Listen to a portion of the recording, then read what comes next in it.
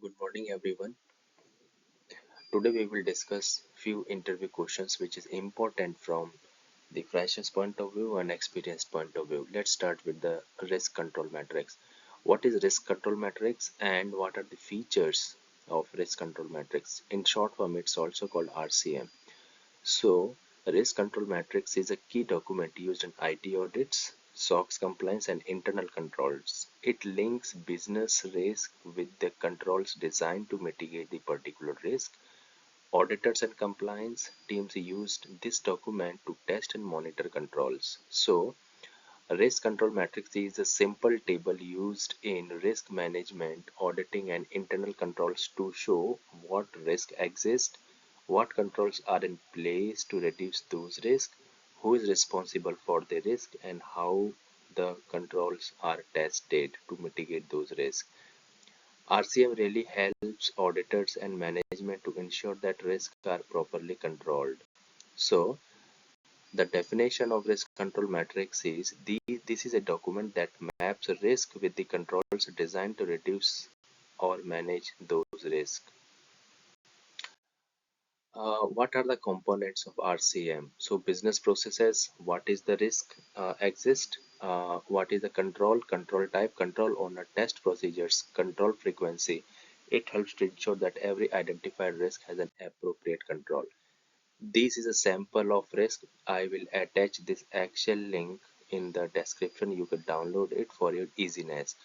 So here you can see it's a really kind of risk register. In the left side you can see that what are the control IDs, the processes areas, for example user access management, and risk description means unauthorized users gains system accesses. What is the control objectives here written? Ensure only authorized access. Control descriptions like access must be approved by manager before provisionings, and what is the control types and how we can mitigate these risks and who is a owner. You can download the this whole Excel which is attached in the description box. Next interview question is how many new controls in ISO 27001? So 11 new controls ISO introduced. Starts with the threat intelligence. Second is the services of cloud.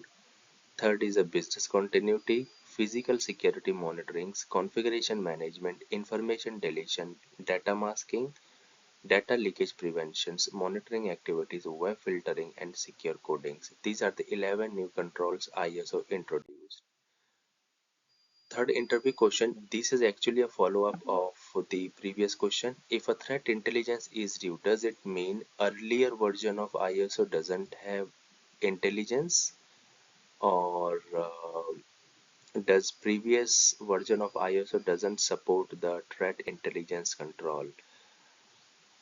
The answer is threat intelligence was already indirectly supported in ISO 27001 older version, but it was not a dedicated control. In the latest control, threat intelligence is a separate explicit control, where in older versions this threat intelligence was a part of. Let me highlight a pen here. In older versions, the threat intelligence was a part of the management of technical vulnerabilities, incident managements, and roles and responsibilities part, but it was not a dedicated control. What is the objective of this? The objective of threat intelligence is to ensure that organizations stay aware of emerging cyber threats. What are emerging? We will discuss in next slide, and how to deal it and how to use cyber analytical tools. What are analytical tools? We will discuss later, and adjust their security controls accordingly. Yes. This is again a follow-up question of this second question. What are emerging threats? Emerging threats are the new or evolving, which are new in the market, and organization doesn't have the proper control to mitigate these emerging threats. These threats have very much potential to cause harm to an organization in the nearby future. Examples: AI powered attacks. You know how AI today's capturing the world. So AI powered cyber attacks are cyber attacks where attackers use artificial intelligence or machine learning to make attacks faster, smarter, automated, and harder to detect. I'm repeating, AI powered attacks, these are the artificial intelligence or machine learning attacks. These helps and these are very much in faster in the nature. These are very smarter and these are automated and very hard to detect. Like AI generated, phishing attacks. So uh, artificial intelligence gathered all the personal information or system informations which looks like a realistic phishing emails. Example, AI analyzes LinkedIn profiles, Naukri profiles, or web public portals where employees' data are hosted and generates a personalized emails. Examples are, hello Rajveer, as discussed in yesterday meeting, review the attached invoice before 5 p.m. These emails appears legitimate, but AI gathered these information from the social media. It would be on my own logic that yesterday do I have a meeting before 5 p.m. or yesterday did I perform the meeting. It's upon your logic whether you are going to click on this phishing email or not. So normal employees generally clicks the malicious links to access to review this yesterday's project meetings. It's my own call. I need to identify whether yesterday I did the project meeting or not. It's completely your call. Second example of AI powered attacks are deepfake and social engineering. So attackers use deepfake videos or voices to impersonate executives. Example, they may pretend like a CEO voice asking for urgent money transfer or review any critical file, business related file. Third option of AI powered attack is automatic scanning, where AI has complete capacity to automated scan from the public and available website to identify vulnerabilities and try to exploit it. Very important. Next is zero-day attack. Zero-day attack are those attacks where patch released but OEM doesn't have the proper solution to mitigate the bug. New vulnerabilities that software vendors don't know about yet to exploit by the attackers. Example, exploit unknown software bugs before patches exist. So zero-day attacks are also one of the most common AI-powered attacks. Next is a supply chain risk. In supply chain risk, right, hackers attack a company through its vendor, third party suppliers, or software provider instead of attacking the company directly. So they are using a proxy war. Attackers choose this method because vendors are often easier to hack than larger organizations because organizations are using the vendor software, so AI directly targeted the vendor application instead of attacking the organization directly. Examples are, imagine your company uses software from a vendor, right? So hacker first hack the vendor's machine, vendor's environment. They inserted malicious code into the software applications. Your company downloads the update and malware automatically enters into your organization. So this is a way how attacker can gain access to your network. So attackers comes through vendor supply chains, not directly. They are targeting your organization. Now these are the updates where we discuss, right, what are the threats from the AI powered. Now, what are the controls we need to ensure from a governance risk and compliance perspective? To avoid or reduce emerging threats, organization implement multiple security and risk management controls. Like organization collect information about new cyber threats and attack techniques. Vulnerability management should be strong. Security monitoring and detection should be on a table. Third party risk management, you need to assess every vendors regularly. Access and identity management, you need to ensure that how many employees entered, how many employees are exiting, and what are the regular tasks they are performing. So regular review from the access control point is required. Patches systems on time. So these are the few controls you need to have in table to avoid the emerging threats.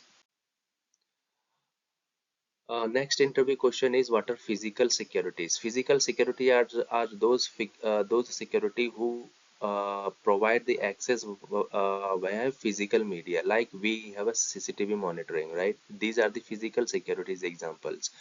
Physical access like security guards access, right? Luggage check, smoke detectors, fire extinguishers, air conditioner, temperature monitoring, data center rack cabling, water leakage check, data center visiting register check, and power supply. These are the examples of the physical security check. Physical security check is a new ISO control introduced in 22 version of ISO. Next question is, this is a follow-up of the question number 2. What are cyber analytical tools? So cyber analytical tools are those tools who require to analyze, who requires to examining, who requires to evaluate the traffics. So these are the platforms used by the cyber security team to analyze security data, to detect threats or attacks. They help organization monitor systems, investigate incidents, and identify suspicious activities. Examples are SIM. SIM is the best cyber analytical tools because SIM is required to analyze the traffic, evaluate the traffic, and examining the traffic also. So SIM collect logs from the different sources like servers, like we have firewalls, like applications, and analyze them to detect the suspicious activities. Example, ArcSight, Radar, Logarithm, Splunk, etc. Next, cyber analytical tool are the SOAR, SOAR. This is a security orchestrations, automations, and response. It is a cyber security platform that helps security team automatically investigate and respond to security alerts coming from a different tools like SIEM, EDR, firewall, IPS, IDS, proxy, etc. EDR. EDR is another example of the cyber analytical tools because EDR installed on every endpoint devices where they monitor the files, they monitor the processes, they monitor the internal activity happening inside the end user devices like laptops, desktops, right, your mobile phones, etc. So EDR monitors endpoint devices like desktop, laptops, and servers to detect malware. Malware are the malicious software or suspicious behavior. Example, CrowdStrike, Sentinel, Microsoft Defender. These are the examples of the EDR. CrowdStrike. Remember these names. In an interview, they may ask these names. What are the EDR OEMs? So the answer is CrowdStrike, Sentinel, Microsoft Defender. Next, cyber analytical tools are the network traffic analysis tool like Warkshire. These tools analyze network traffic to identify suspicious communication between devices, that what are inbound traffics, what are outbound traffics. Very important from interview perspective. What is BYOD? Bring your own devices, and MDM, mobile management devices. Remember, mobile management devices are the solution. These are the security methods to identify the threats applied on laptops, personal mobiles, personal iPads, etc. So mobile device management is a type of security solutions or a technology used to manage personal mobile devices, laptops, iPads, example BYOD. Specific tools like Microsoft Intune. This is the best example of MDM, mobile Intune, are the actual software applications. So MDM is a security solutions category used to manage and secure mobile devices, laptop devices, and iPad devices. And MDM software are the actual application tool used to deploy it, used to implement MDM, and BYOD are the personal devices or office network. So BYOD are the assets used by the employees, example their personal laptops, their personal iPads, etc. And MDM are the applications, are the software mobile devices that how they manage remotely BYOD. Remember it. So companies use MDM softwares to secure BYOD devices. I hope this concept is clear. This is the best example how MDM versus BYOD, both are different. Many candidates think that both are same. No, both are actually different. MDM versus BYOD. I'm summarizing once again. BYOD are the name of the assets applied on your personal laptops, personal desktops, personal phones, personal iPads, right? And MDM are the applications hosted on BYOD to make sure the data hosted over BYOD should be secure. Next question is a follow-up of the previous one. How MDM secure BYOD? Explain controls name with examples. So MDM ensures that even if the devices belongs to the employee, company data remains secure. Main security controls used by MDM to secure BYOD. Like what are the controls provided by the MDM? MDM provides a device authentication control, means strong password policies, biometric, multi-factor authentication, right? The purpose of MDM to ensure that only authorized user access should access the company data.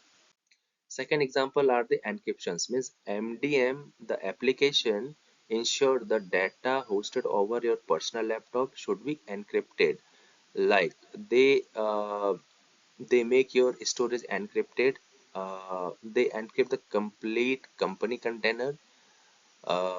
MDM secures data storage. The purpose of encryption is protect company data stored on the mobile device. They should be in unreadable form. Encryption is nothing but make your data in unreadable form. Next, what MDM can do, they manages the application control. App management means only approved application should be installed on your BYOD. If you are going to install malicious applications, immediately MDM will block it. So application management, the they prevent the risky or malicious applications. They block unauthorized applications which you are supposed to install on your BYOD. uh, Enterprise, they allow only approved or enterprise application stored. Examples: employee cannot install untrusted APK apps, they may contain malware. So these are the example of MDM. Next is DLP. MDM also ensure that you cannot transfer the data outside the BYOD. um, they prevent leakage of company data outside. They block the copy paste from the corporate applications, disable screenshot for sensitive apps. They restrict file sharing. So employee cannot copy company data from corporate email to their personal WhatsApp, for example. Remote wipe, very important. Remote wipe, once you leave the organization, MDM will completely wipe out the data remotely.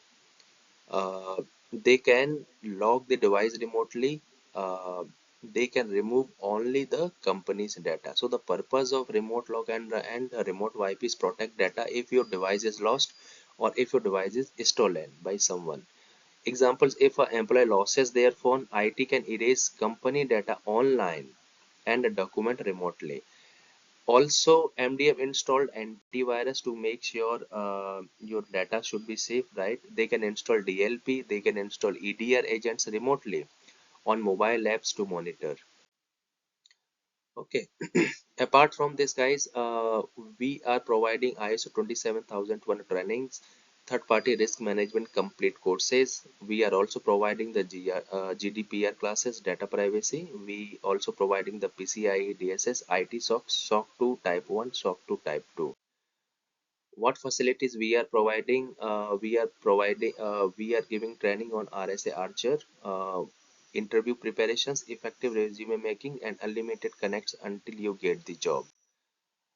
We have our own exams like ISO 27001 lead auditor, TPRM, PCI DSS, data privacy, IT SOCs, SOC 2 type 1.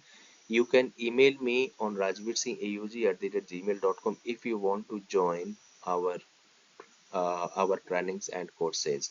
Thank you so much. Have a nice day.